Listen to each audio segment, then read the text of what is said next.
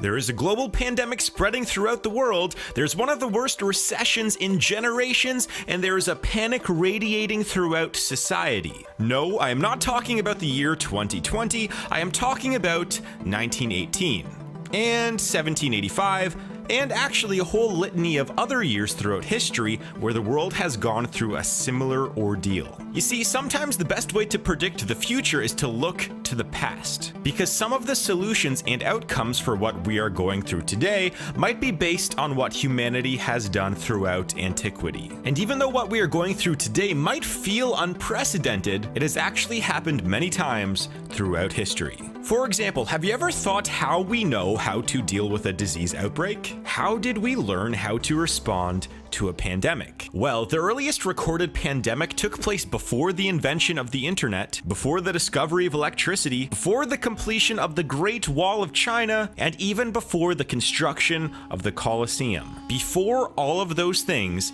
there was a historical event called the Plague of Athens. Back in 430 BC, the ancient Greeks were arguably the most advanced civilization in the world, and were going through their own golden age. During this golden age, they invented things like democracy, plumbing, central heating, and advanced construction cranes. Using these cranes, they would go on to make 5 of the 7 ancient wonders of the world. These were the Temple of Artemis, the Statue of Zeus, the Mausoleum at Halicarnassus, the Colossus of Rhodes, and the Lighthouse of Alexandria. They were truly one of the most innovative and powerful civilizations in the world. Yet, they would soon be faced with a new challenge. Despite all of the progress that the Greeks made towards science, one thing that they were not prepared for was a pandemic. At the time, it was said that there was a deadly illness making its way through Egypt and then Libya before it had finally reached Greece. And within a year, 25% of the city of Athens died of this disease. It eventually went on to kill 100,000 people,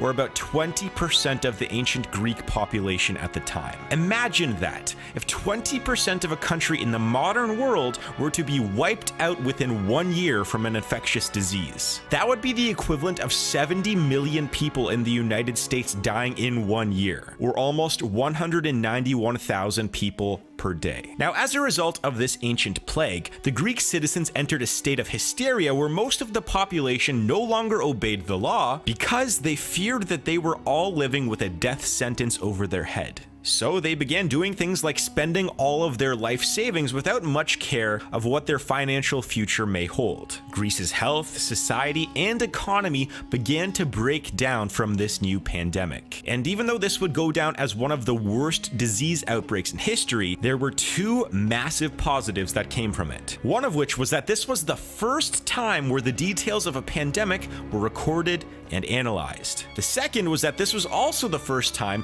where a human came up with the idea that diseases could spread from one infected person to another. This was because the Greek historian Thucydides noticed that the people who became sick were the ones who were close to the others who were already sick. So he was the first person that thought that proximity to a diseased person had a direct impact on the transmission of a disease. And this is an idea that we are using to combat the current global pandemic today.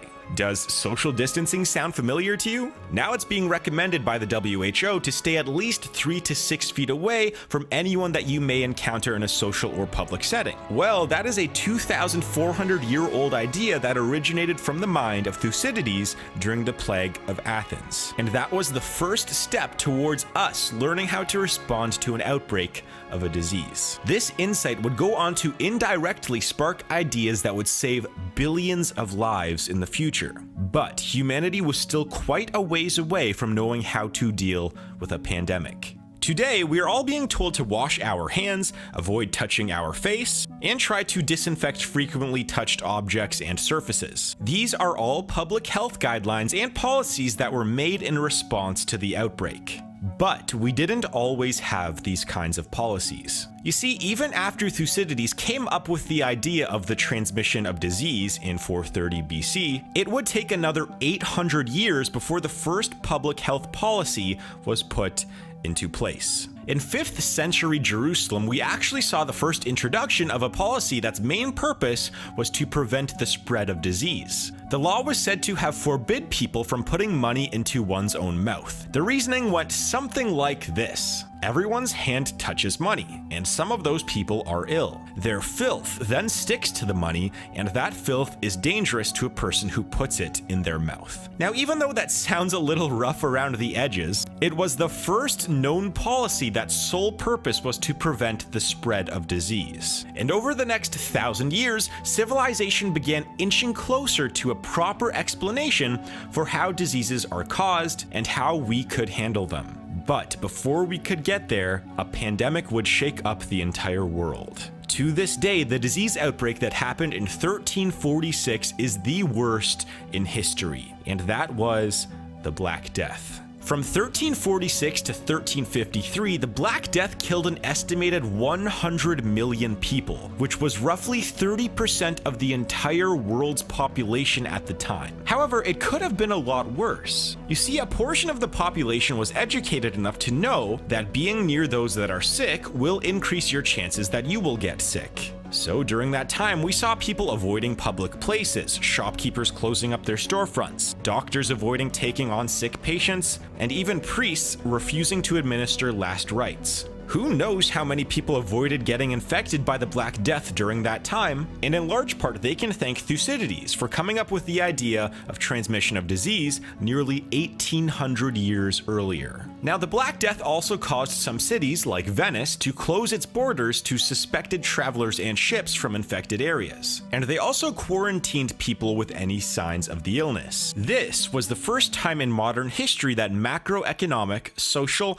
and health laws were put into place following a pandemic. However, unfortunately for the people of Venice, these policies were not enough to shelter the city from the disease. And still, tens of thousands of people within the city would soon die of the Black Death. But this was still another stepping stone for humanity on the way to figuring out how to deal with a pandemic. And some of those same policies that were used in Venice in 1347 are being used today. I mean, we have seen nearly a full shutdown of all international transportation, and we are attempting to quarantine as many of the suspected ill as we can. These were things that humanity learned during the Black Death roughly 700 years ago. Now, the Black Death also had some very strange economic effects. So obviously the world lost a ton of production as well as a ton of life, so the overall economy contracted a ton during this time. But one of the strange effects was that the wages for those who lived through the pandemic soared due to a labor shortage after the massive reduction in population. This drastically reduced income inequality during its time and allowed for many peasants to rise out of poverty and actually become landowners. The Black Death also may have had an environmental impact, since the decline in human population triggered reforestation around the world.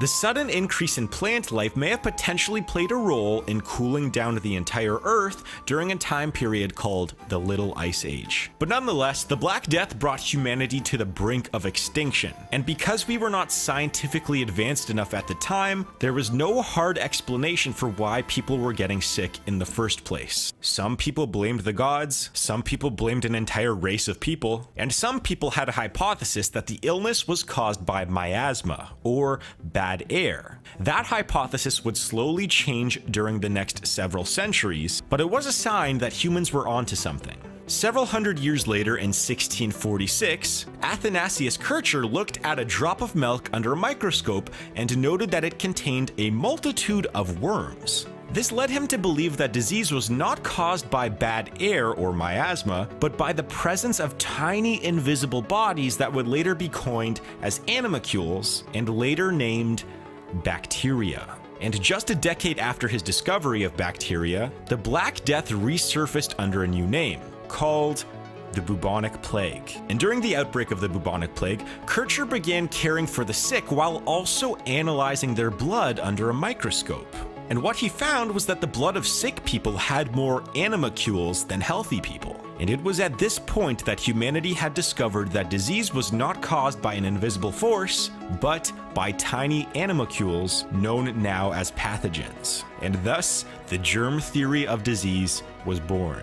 Fast forward to the 1790s, a young surgeon named Edward Jenner heard a rumor that in some rural areas, dairy farmers would never get the fatal disease called smallpox. So Jenner went to visit these areas to find out if the rumors were true. And after some research, he came up with the hypothesis that dairy farmers infected with the mild disease of cowpox ended up becoming immune to the deadly smallpox. To test his hypothesis, he scratched the arm of an 8-year-old boy and infected him with cowpox. And then 6 weeks later, he scratched the boy again, but this time infected him with the deadly smallpox. Soon afterwards, the boy named James Phipps died of smallpox. Just kidding, he became immune to the smallpox disease and became one of the first people in history to have been intentionally vaccinated. Now, I should mention that there were several other cases of people discovering the smallpox vaccine in previous decades, like Benjamin Jetsy and Peter Plett, but the difference is that they did not publish their findings, meanwhile Edward Jenner did.